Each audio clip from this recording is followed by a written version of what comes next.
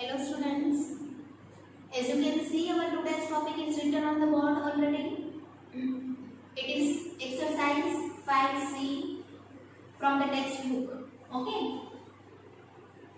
5C exercise में हम equivalent fractions क्या है वो सीखेंगे.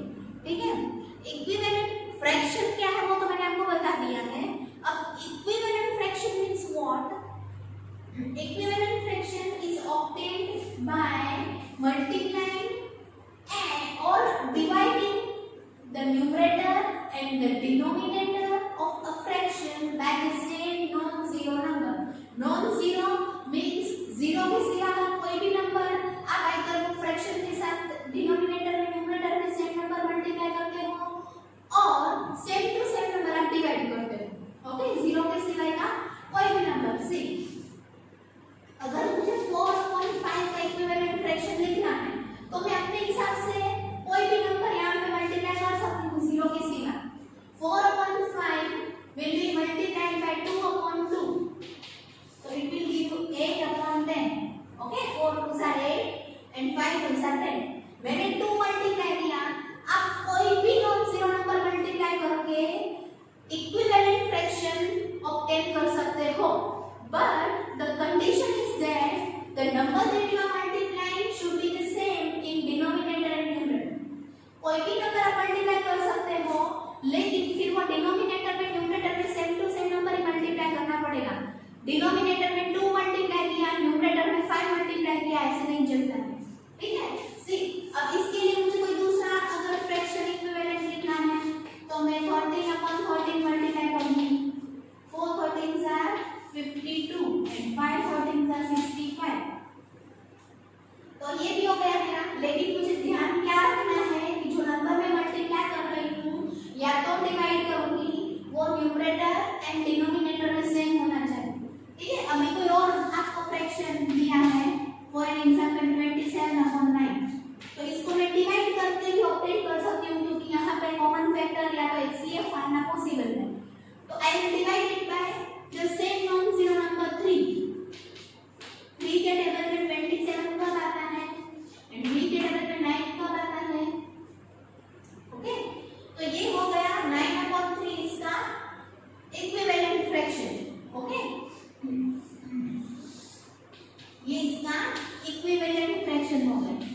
आपको 4 5 जितने भी इक्विवेलेंट फ्रैक्शन फाइंड आउट करने होंगे उतने बार आपको नंबर से अलग-अलग मल्टीप्लाई करके करना होगा. ठीक है. एंड इक्विवेलेंट फ्रैक्शन की आपके टेक्स्ट बुक में डेफिनेशन एक और क्या है कि जो two or more fractions representing the same part of a whole are called the equivalent fractions. Two or more fractions representing the same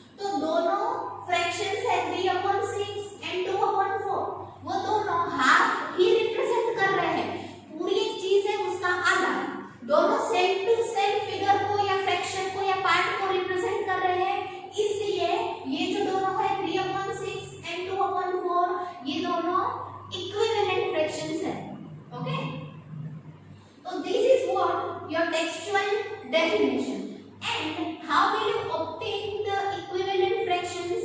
That is, I have already cleared you by multiplying or dividing its numerator and denominator by the same non-zero number जो मैंने आपको सिखाया था, ठीक है? तो ये हो गया आपका definition and how to obtain equivalent fraction.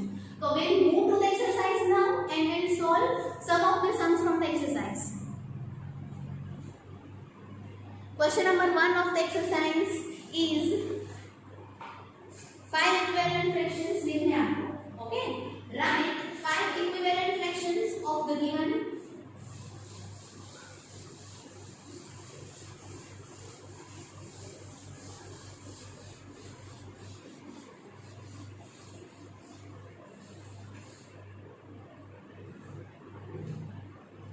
number 1 A 2/3. Question number 1 इसमें फर्स्ट नंबर है 2/3. अब इसके आपको 5 अलग-अलग इक्विवेलेंट फ्रैक्शन चाहिए. इसका मतलब ये हुआ कि 5 अलग-अलग नंबर मल्टीप्लाई करने पड़ेंगे आपको और जो फ्रैक्शंस आपको मिलेंगे वो इसके 5 इक्विवेलेंट फ्रैक्शन हो जाएंगे, ठीक है? So I start with any number of my choice. आप अपने हिसाब से कोई भी नंबर का मल्टीप्लिकेशन यहाँ पे कर सकते हो. Okay, the only condition is that कि फिर आपको न्यूमरेटर एंड डिनोमिनेटर वहां पे सेम वही नंबर मल्टीप्लाई करना पड़ेगा, अलग अलग नंबर नहीं चलेगा. ओके, तो ये हो गया इसका इक्विवेलेंट फ्रैक्शन. एक हुआ. अब हम दूसरा कोई भी नंबर मल्टीप्लाई करेंगे. रैंडमली हम कुछ भी लिख सकते हैं. आई मल्टीप्लाई 19/19.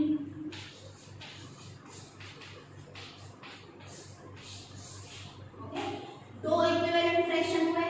आपका टारगेट कितने का है? 5 का. तो अभी मुझे 3 करने बाकी है. 6/9. ओके, देन अभी नंबर 4 रैंडमली कोई भी नंबर जिसका टेबल फिर आपको आना चाहिए. ऐसा नहीं कि आप 19 से मल्टीप्लाई करके बैठ गए फिर टेबल 19 का आता नहीं है, ऐसे नहीं, ठीक है? You should learn the tables up to 20 in 6th standard.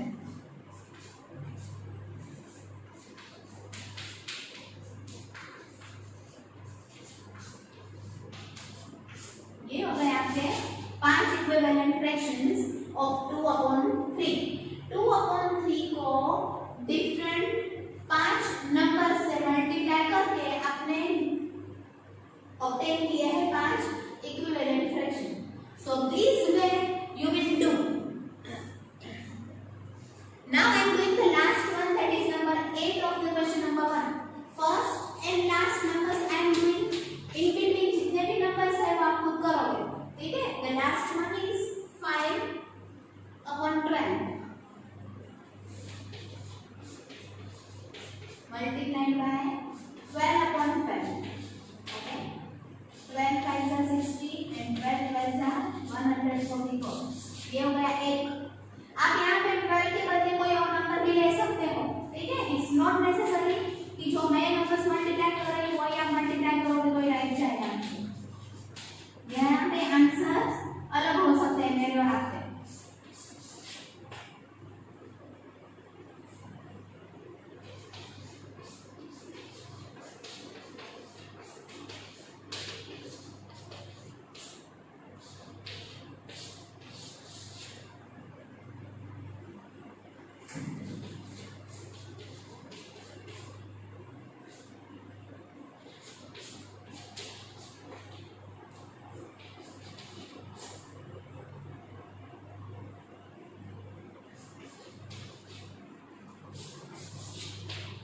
चार इक्विवेलेंट फ्रैक्शन हुए.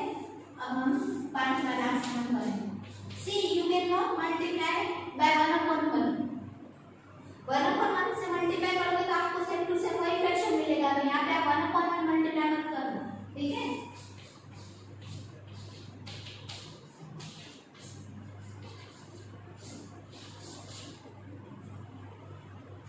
So this was question number 1. Now we'll see question number 2. Which of the following are the pairs of equivalent fractions?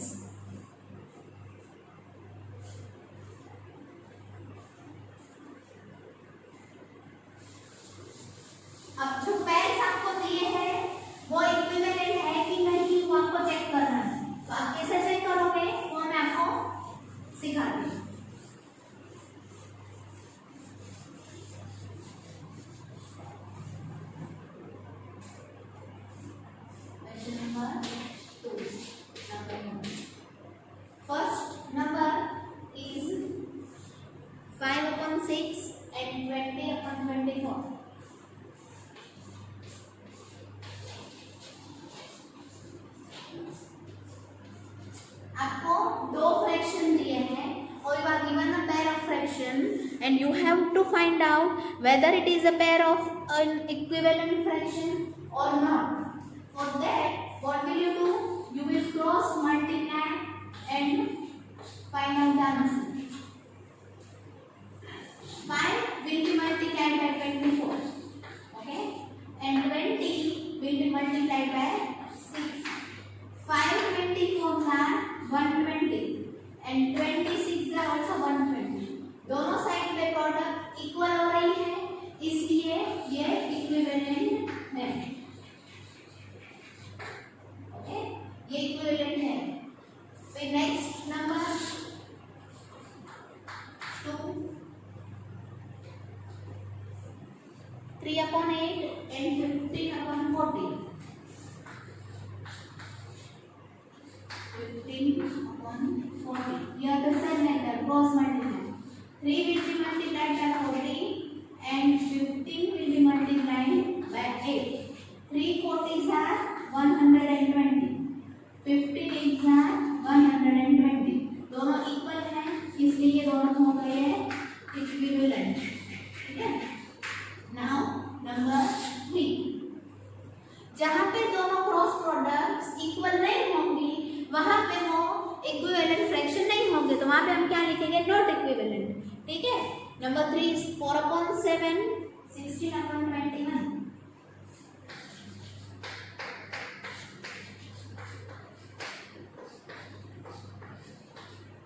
4 will be multiplied by 21 and 16 will be multiplied by 7. 4 21s are 84 and 16 7s are 112.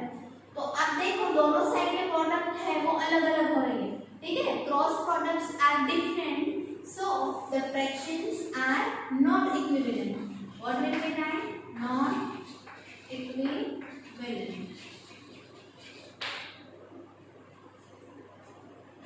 This way, remaining 3 sums you will do on your own. Now we'll move to the question number 3. Find the equivalent fraction of 3/5. 3/5 का equivalent fraction find करना है, लेकिन उसमें condition क्या है कि उसका जो आप इक्विवेलेंट फ्रैक्शन फाइंड कर रहे हो वो डिनोमिनेटर 30 होना चाहिए. ठीक है. डिनोमिनेटर 30 कब होगा? Question number 3 number 1. 3/5 उसका आपको ऐसा इक्विवेलेंट फ्रैक्शन चाहिए कि जिसका डिनोमिनेटर 30 हो. तो 5 को कौन से नंबर से मल्टीप्लाई करोगे तो 30 मिलेगा आपको? या तो 5 के टेबल में 30 कब आता है? 5 6 एंड न्यूमरेटर में भी मल्टीप्लाई द सेम नंबर 6. क्यों मैंने 6 मल्टीप्लाई किया होगा? क्योंकि आपको डिनोमिनेटर उसका 30 करना है इसलिए. ठीक है. And 3 6 are 18. तो ये हो गया आपका रिक्वायर्ड फ्रैक्शन जिसका डिनोमिनेटर 30 हो वैसा. एंड नंबर 3 में न्यूमरेटर 24 होना चाहिए. अब थर्ड नंबर में सेकंड सम ये है कि यही जो फ्रैक्शन आपको दिया है 3/5 उसका न्यूमरेटर 24 होना चाहिए. ओके. 3 के टेबल में 24 कब आएगा? 3 8 तो मल्टीप्लाई आप 8 से अगर न्यूमरेटर कर रहे हो तो डिनोमिनेटर भी सेम 8 से ही मल्टीप्लाई करना पड़ेगा. 5 8 40. So 24/40 is the required fraction. Next, number 4. Find the equivalent fraction of 5/9 having denominator 54. Question number 4. 5/9 उसका डिनोमिनेटर 54 मुझे करना है. 9 के टेबल में 54 कब आएगा? 6 5 को मैं 6 से मल्टीप्लाई करूंगी. Okay. And 13/54 is the required fraction. Numerator 35.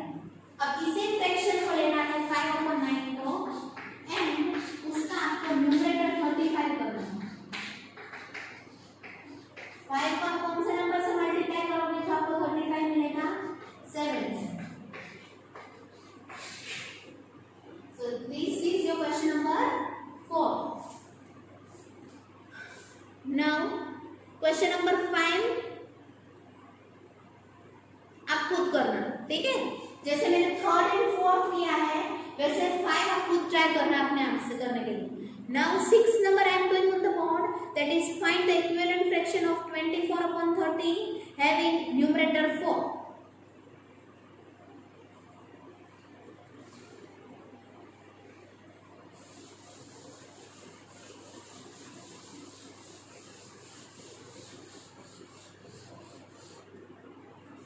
Question number 6, 24 upon 30 आपका जो फ्रैक्शन है उसका न्यूमरेटर आपको 4 करना है, ओके।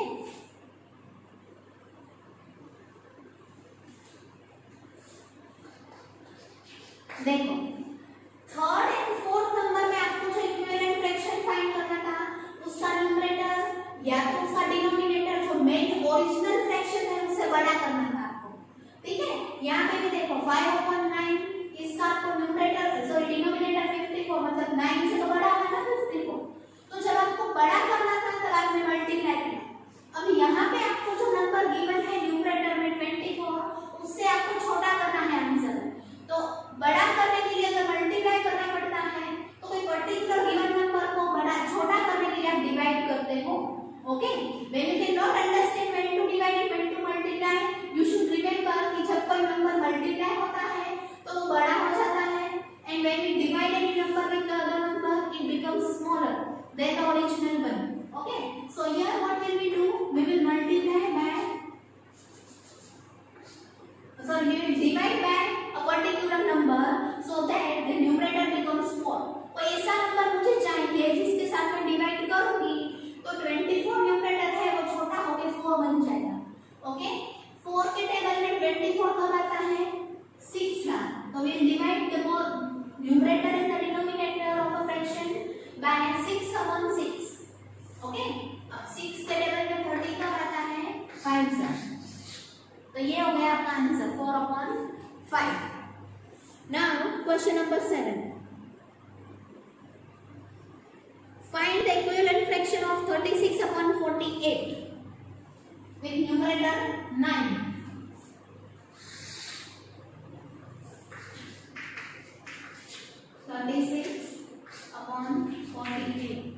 न्यूमरेटर 9 करना है, मतलब आप देखो जो ओरिजिनल फ्रैक्शन है उसका न्यूमरेटर है उससे आपको छोटा करना है, तो again here we will divide the given fraction by a particular number, okay. अब कौन से नंबर से डिवाइड करेंगे ये आपको कैसे पता चलेगा, 9 के टेबल में 36 कब आता है 9 4 सा, तो अगर न्यूमरेटर में 4 से डिवाइड कर रही हूं तो डिनोमिनेटर भी 4 से ही डिवाइड करना पड़ेगा, ओके। तो 4 के टेबल में 48 कब आता है आपको नहीं पता है, मुझे पता है तो मैं लिख लेती हूं 12 4 12 are 48, as you know the table 12 4s are 48, then 4 12s are 48। Next है उसमें नंबर 2, डिनोमिनेटर 4 करना है आपको, ओके।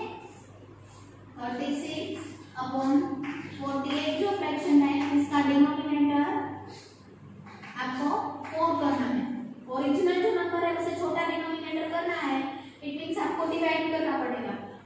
4 के टेबल में 48 कब आता है मैंने अभी सिखाया आपको, 4 के टेबल में 48 कब आ रहा था 12 सा, तो we'll divide the denominator by 12 and so that we need to divide the numerator by 12 as well।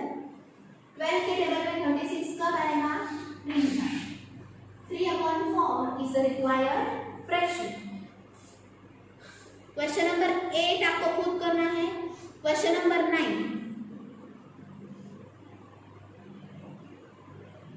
Number का जो क्वेश्चन है मैंने आपको सेकंड चैप्टर में ऑलरेडी सिखा दिया है, if I don't forget, okay. अगर मैं भूली नहीं हूं तो मैंने आपको सेकंड चैप्टर में सिखाया है शॉर्टेस्ट लोएस्ट और रिड्यूस्ड टर्म में करना, ठीक है।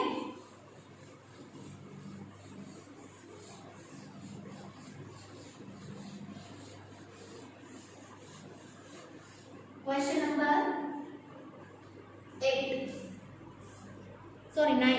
9/50 reduce to the lowest terms or the shortest terms 9/15।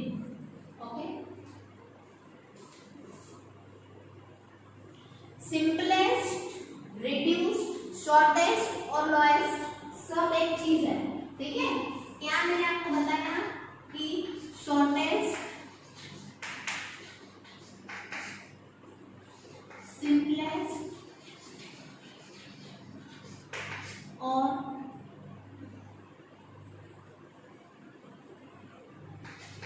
Lowest,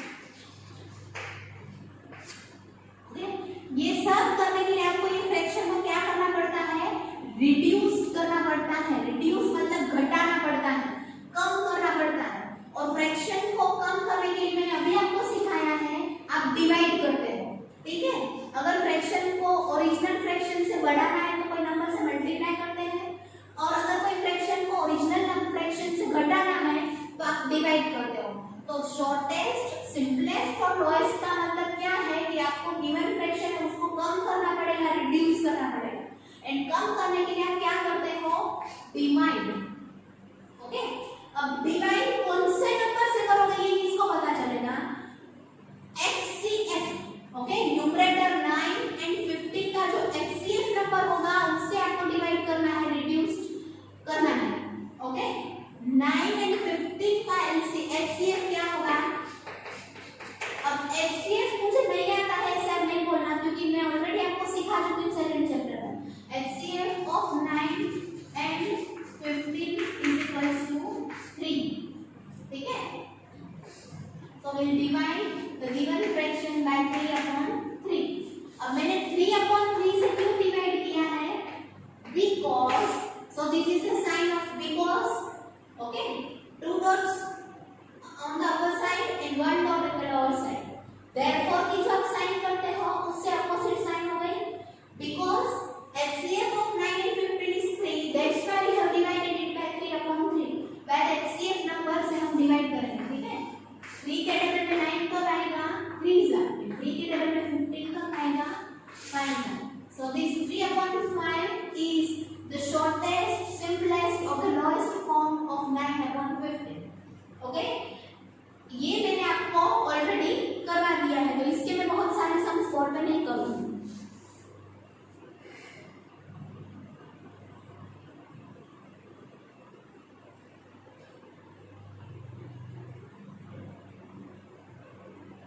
Number 3 is 84 upon 98।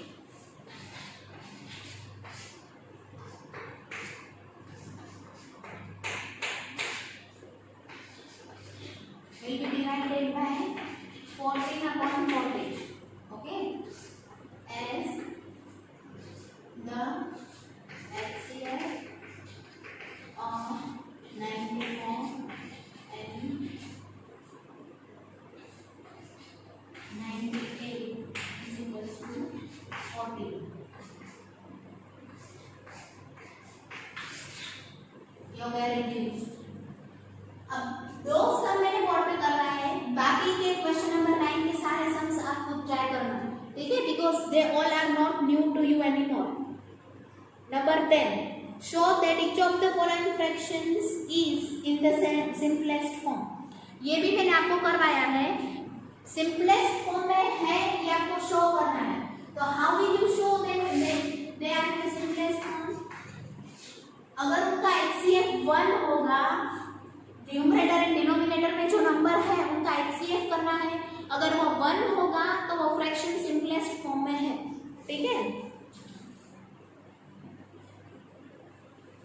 8 upon 11,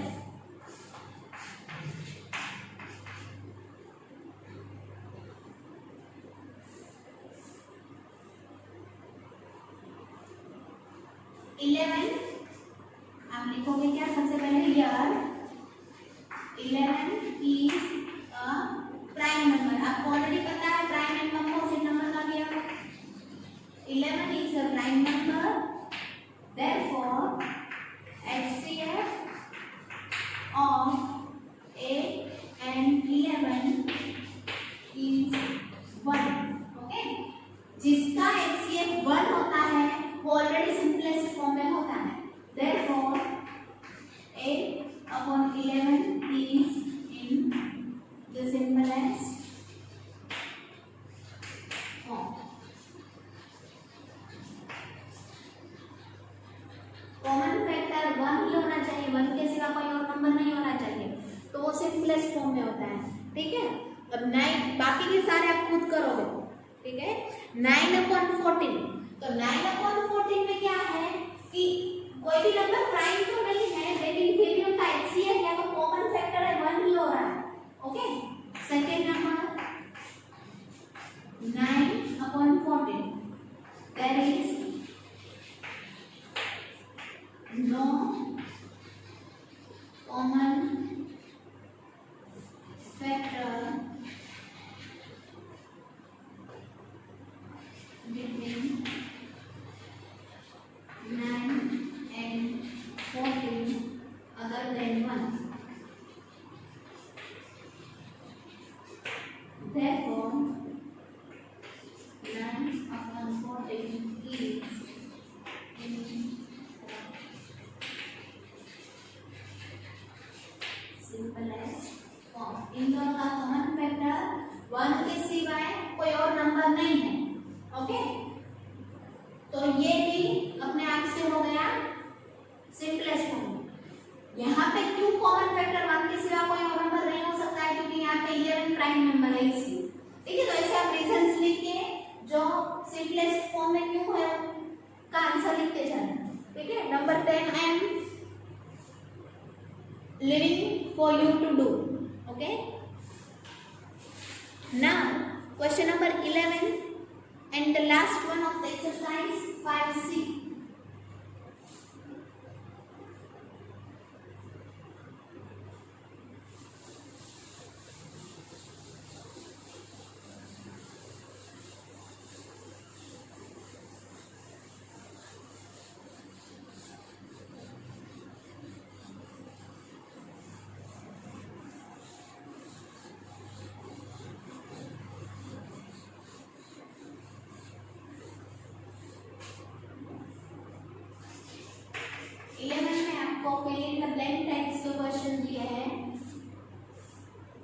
replace the square by the correct number in each of the following. यानी इसमें आप कॉन्सेप्ट कौन सा यूज करने वाला है, वो equivalent fraction, okay. 2/7 is equal to 8/dash, okay. 2 के टेबल में 8 कब आता है, 2 4 जा, मतलब अगर 2 न्यूमरेटर में उसको 4 से मल्टीप्लाई किया है तो हम डिनोमिनेटर 7 को भी 4 से मल्टीप्लाई करके आंसर लिखेंगे, ठीक है। 7 4 28, 28 will be the answer, okay। जो जिस नंबर से आपका न्यूमरेटर मल्टीप्लाई करके आपको दिया है वही सेम नंबर से आपको डिनोमिनेटर में मल्टीप्लाई करके आंसर लिखना है। So your answer will be 28 not 4, okay। This 4 I have done to explain you, okay। मैंने खाली आपको समझाने के लिए वो लिखा है। Number next 3/5 is equals to dash/35। अब 5 के टेबल में 35 कब आता है, 5 7 जा, मतलब आपका डिनोमिनेटर 7 से मल्टीप्लाई किया है तो न्यूमरेटर भी 7 से मल्टीप्लाई करके 21। नंबर 3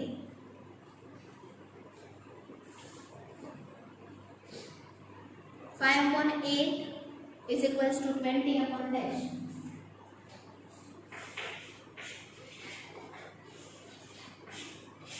5 के टेबल में 20 कब आता है, 5 4 जा 20, तो 8 के टेबल में 4 जा क्या आएगा, 32। Numerator is multiplied by 4 and the product is written, so will multiply the denominator by 4 as well and write down the product as answer, okay। 8 4 जा 32।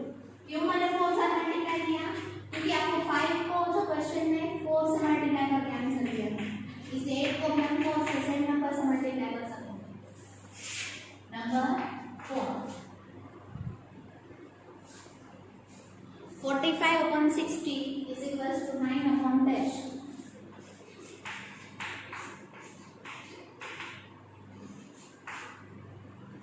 See here,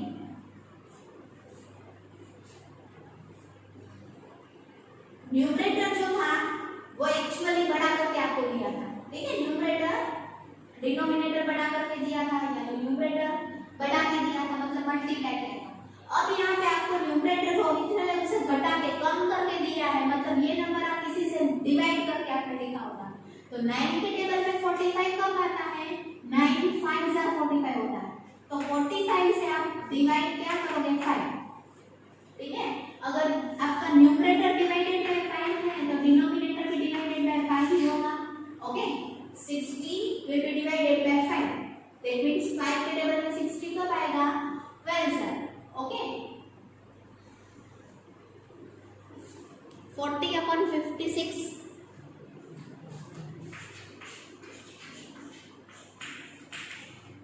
is equals to dash upon 7। सी 56 से घटा के आपको दिया है, कोई भी जो नंबर नया दिया है वो ओरिजिनल से कम करके, इट मींस डिवाइड किया है, तो आपको सोचना है कि 56 के टेबल में 7 कब आएगा। तो ये तो पॉसिबल ही नहीं है, इंस्टेंट यू विल थिंक 7 के टेबल में 56 कब आता है? 7 8 से आता है। अगर डिनोमिनेटर 8 से डिवाइडेड है तो न्यूमरेटर को भी 8 से डिवाइड कर दो। 8 के टेबल में 40 कब आएगा? 5 से।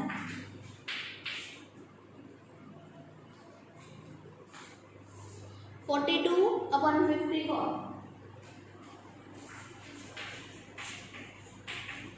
is equal to 7 upon dash। अब देख लो 7 के टेबल में 42 कब आता है? 6 से। ओके, इट मींस ये 42 को डिवाइड किया है 6 से, तो हम 54 को भी 6 से डिवाइड करेंगे। 6 के टेबल में 54 कब आता है? 9 से।